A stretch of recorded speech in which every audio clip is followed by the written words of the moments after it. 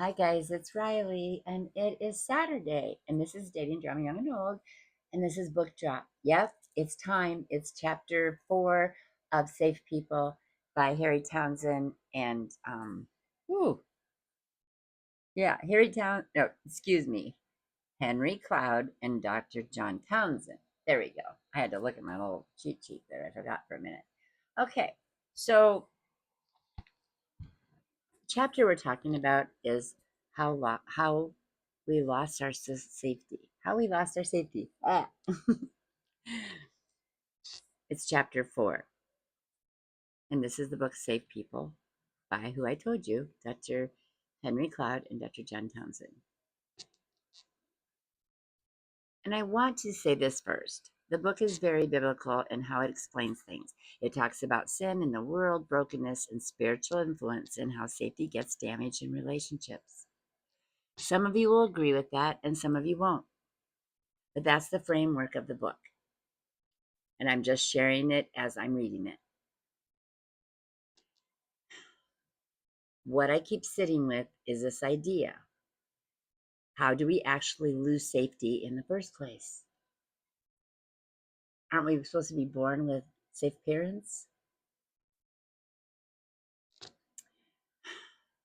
Like, when does it start? And how do we even know it happened that we're not safe? First topic, first one they talk about is the accusing. The first pattern they talk about in this story, and how a father comes home from a long day and you can feel it immediately. He's tired, not just physically tired, mentally and emotionally drained. That kind of tired where you don't even have patience left before you with anything else going on. And then he sees the broken lamp. And nothing has been said yet, but you know that moment when something is broken in a house and everything changes, the energy shifts, people get quiet. It feels like someone is about to get blamed. The father just stands for a second looking at it. And normally he would ask what happened. He would slow down. He would listen. But not today. Today he already decided in his mind that the boy, Ricky, did it. So he doesn't ask. He just says, "You did it." No question, no conversation, just conclusion. "No, I didn't do it, Dad." And you can feel him trying in that moment, really trying to be heard. So Ricky keeps going, explaining, defending, getting more frustrated, because now it's not just about the lamp anymore. It's about his safety. It's about being accused of something he didn't do. It's about being not being believed. But nothing changes, and slowly something shifts in him. Confusion, frustration, hopelessness. Because no matter what he says, it's like none of it's reaching someone who already decided what it was. Isn't that true in every conversation? I just had one last night that went like that, trying to get somebody to come see me. And I had every reason, motive, why it could happen, why the weather wasn't that bad. But they already chose, they already knew, they already decided. And then we start crying. And he started crying. Not because of the lamp, but because something deeper just happened. He didn't even understand. He didn't have words for it yet. And then out of the blue comes his brother Ben, walks up to Dad and says quietly, "I did it." And everything stops because the truth was there the whole time. It wasn't heard. And that's what hits about this story. It wasn't about a broken lamp. It wasn't about a child learning. My truth might not matter here. And that sticks. That changes how people grow up, right?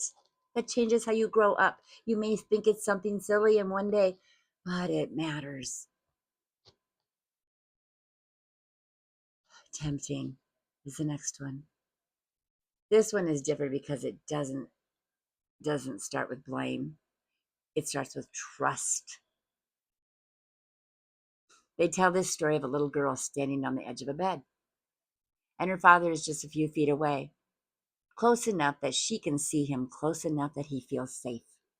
"Jump, honey, I'll catch you." For a moment, she hesitates,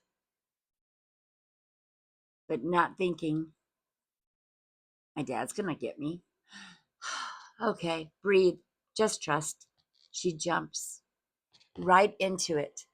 But instead of being caught, she falls. She hits the floor because her dad stepped back. She looks up out at him in disbelief with her crying eyes. Daddy, why did you do that? Why didn't you catch me? And the father says something that's heavier than the fall. Basically, I want you to learn not to trust anyone.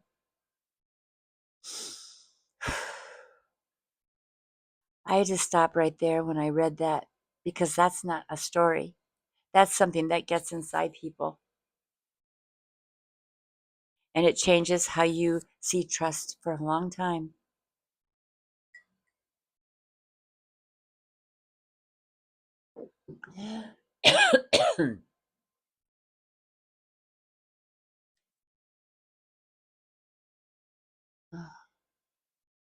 Excuse me.